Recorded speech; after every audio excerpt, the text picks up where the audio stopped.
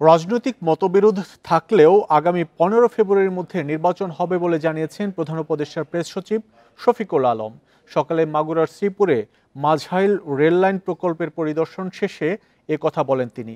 ডাকসু ও জাকসু নির্বাচনের মতো জাতীয় নির্বাচনও শান্তিপূর্ণ ও সুষ্ঠু পরিবেশে সম্পন্ন হবে উল্লেখ করে তিনি বলেন, এটি সরকারের অঙ্গীকার।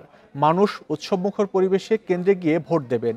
নির্বাচন বানচালের কোনো সুযোগ থাকবে না। এ সময় জুলাই সনদ প্রসঙ্গে তিনি বলেন, রাজনৈতিক দলগুলোর সাথে আলোচনার পরই এ সরকারের আমলেই তা বাস্তবায়নের চেষ্টা করা হবে। এছাড়া দুর্গাপূজা ঘিরে সর্বোচ্চ নিরাপত্তা ব্যবস্থা দেয়া হবে বলেও জানান শফিকুল আলম।